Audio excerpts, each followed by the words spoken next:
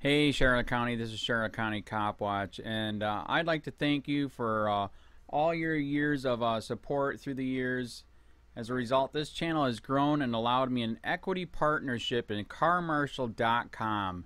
Please take the time to check them out. They help you buy and sell your next car, even have a negotiating tool to save you from the hassle of haggling with multiple dealers. The link is in the description below.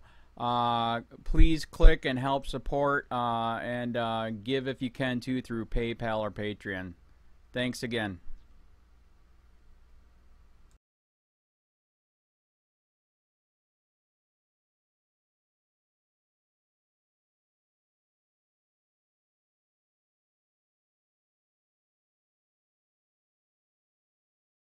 Just when we think we've learned everything about who failed Adrian Jones, a lawsuit filed by the little boy's family reveals more allegations. In 2015, detectives found the 7-year-old's remains in a livestock pen on this property in Wyandotte County, where he lived with his eventual killers, his father and stepmom. The lawsuit names several Missouri social workers, a therapist of Adrian's, and the Kansas Department for Children and Families, among others. The lawsuit states Kansas DCF didn't do enough to protect Adrian from his father, despite Adrian's claims that both parents were abusing him. The documents also show after the family moved to Missouri in 2012, on several occasions, social workers there noted bruises and markings on Adrian's body, but didn't seek medical experts' opinions. After several hotline calls, one social worker did start in-home services, but the Joneses eventually stopped cooperating. The case in Missouri was closed. 2 years later, Adrian was sent to Spofford, a mental health hospital. According to documents, social workers stated in email to each other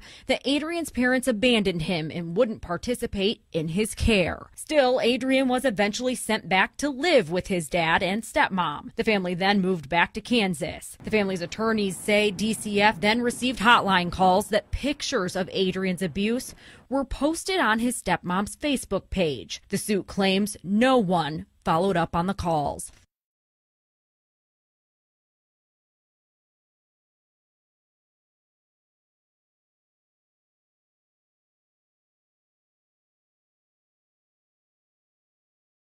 Family sues after DCS took little boy, allowed him to be tortured for years and fed to pigs. For several years, state agencies documented the horrifying torture and abuse of Adrian Jones and did nothing, according to a lawsuit by Matt Agarist, September 1, 2017. Kansas City, Missouri. The family of the late Adrian Jones has filed a lawsuit against the state of Kansas, the state's Department for Children and Families and several others, for the horrifying murder of this innocent young boy. In 2011, Adrian was taken from his mother by DCF over claims that she wasn't able to properly supervise her child. It is a matter of court record, according to the suit, that Adrian was in perfect health when he was taken by the state. However, all that would quickly change. As the court records show, this wrongful death lawsuit involves the grotesque circumstances surrounding the tragically short and brutish life of AJ, a little boy who died a horrific, unimaginably gruesome death at the hands of his father and stepmother, an entirely avoidable child homicide. Within just a few months of DCF taking Adrian and placing him in the care of his stepmother, who was observed caring for the child while high on drugs, and admittedly abusive father, the reports of injuries began pouring in. The first reports were of Adrian's sibling, who suffered internal bleeding and extensive bruising all over his body. In spite of the medical provider explicitly noting that these injuries did not fit the description Adrian's father gave of the child falling downstairs, DCF failed to act. Advertisement. A few weeks later, another hotline call would be placed to DCF in which Adrian's father admitted Adrian busted his head open. Again, no action. During the inquiry into a third hotline call, the stepmother admitted that the father abuses the children and her. Police also recorded Adrian having a black eye, and the stepmother admitted that she heard choking noises when the father would take Adrian to the bathroom. Again, no action. Read more. Who is more dangerous? Terrorists or law enforcement?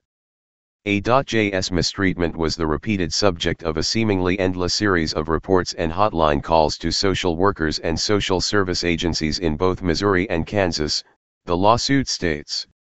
KSDCF conducted a forensic interview of A.J.'s siblings, who disclosed father hits the children on the head, father puts the children in a corner and hits the legs, stomach, and hands.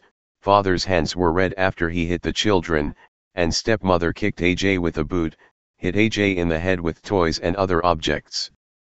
In spite of the mountain of evidence showing an ongoing pattern of horrific child abuse, DCF failed to act on multiple occasions. Instead, they made the father sign a document in which he promised to not abuse his son. According to the lawsuit, this amounted to little more than a pinky promise with a monster. But instead of responding by permanently removing the child from his home, the agencies and social workers took a strangely different approach. They meticulously investigated and carefully documented every violent kick, punch, slap, and injury inflicted upon AJ by his sadistic father and stepmother, and generated stacks of records and reports chronicling the ceaseless, stomach-churning abuse. But their idea of intervention was limited, almost exclusively, to having A.J.'s father and stepmother sign a piece of paper agreeing to stop torturing the child, the legal equivalent of a pinky swear. As it turned out, that signed paper might as well have been A.J.'s death warrant, the lawsuit states. In 2012, the father and stepmother moved to Missouri. For nearly 2 more years, Missouri social workers documented similar abuse. However, one social worker, Rebecca Caldwell, named in the suit, wrote off Adrian's bruises as dirt in spite of the fact that Adrian reported the abuse. Read more, Wake the Flock Up. How to talk to your friends who still can't see the rising of police state USA. Just like their counterparts in Kansas, the Missouri Department of Social Services also took no action. In 2014, another social worker, Amanda Donnelly, named in the suit, documented marks on Adrian's body and noted how Adrian told her his dad would tape his arms and legs as punishment. Donnelly, like the social workers and police before her, did not act. Months later, Adrian was sent to various mental hospitals. During this time, his father repeatedly told MDSS and social workers that he did not want Adrian back.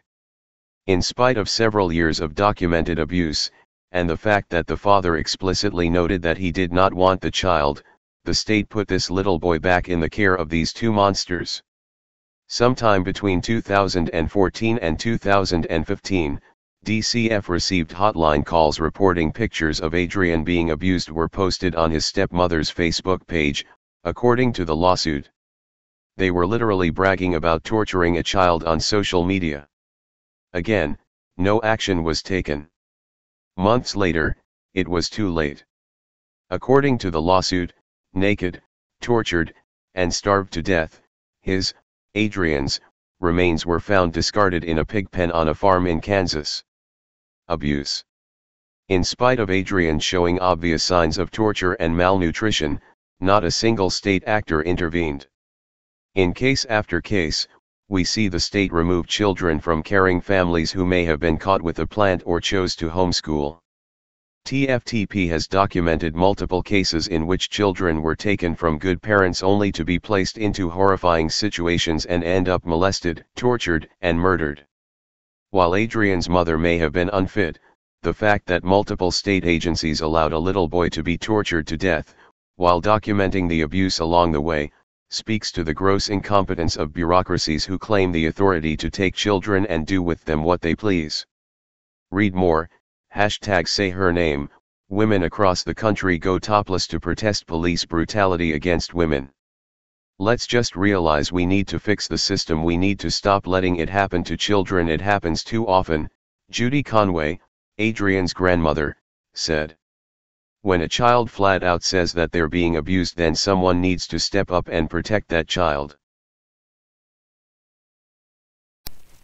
Hey Charlotte County, this is Charlotte County COPWATCH, and I found that I had to make a change this ending on my videos, letting you know about the channel, and fair use laws, you know, how we can report on other people's reporting and how it's good, how it's bad, etc. But you guys can look it up yourself. It is legal. It's in there. But like I've told you before, that I've been cut off from making money on YouTube for 4 years. It's really weird, bizarre, but they cut the money off, but they said you can keep the channel, and now YouTube makes all the money. And if you get bored, plug it into Social Blade website, and you'll see that they are making a huge amount off the site. Right now it's at 63 million views, 53,000 subscribers, almost 3 million views a month. You know, trying to wake people up, and I make nothing. In fact, I got a customer that's ex-congressman. He said if I could ever find a lawyer, sue YouTube on it. But because this is nuts, 4 hours a day, and to save America. You know, but at the same time, it's worth it. Look at what our founding fathers did. They died for this country. So, but getting back to the money part, this is why I'm redoing the video. Is my dream of everyone giving $1, and it's going to be $53,000 a year, or if they did Patreon, which you know, can be monthly. That is not working. That'd be great if it did. Nothing is perfect. And I appreciate the people that do donate, you know, what they can on PayPal. And there again, I'm letting you guys know that is not much. Is, you know, monthly is, oh my god. So anyways, yes, you cannot live on it. It's very, very, very low amount. But the dollar things, I do appreciate that. But when I first said everybody give $1, that's not working. I'm just I'm just letting you guys know it's, yeah, that's that dream. Everybody gives $1. 53,000 subscribers, it's not working. So yes, if you can give more than that, you know, I appreciate it. Like I said, you know, I'm in a unique situation where, you know what, we're already debt free, and I'm not rich, but with the little business that we have, I am able to do what I am able to do 45 hours a day, you know, letting you guys know what's going on. In 4 years, I've did the whole thing myself.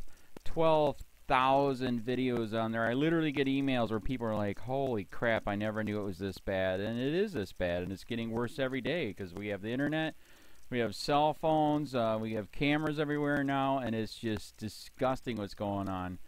And then, as you guys know too, now we got Trump, we got Jeff Sessions doing a war on drugs, and now he wants to go after the forfeiture laws again. It's just unfreaking real. So if you can give more than that dream of everybody giving $1, yeah, that old video, that's not working.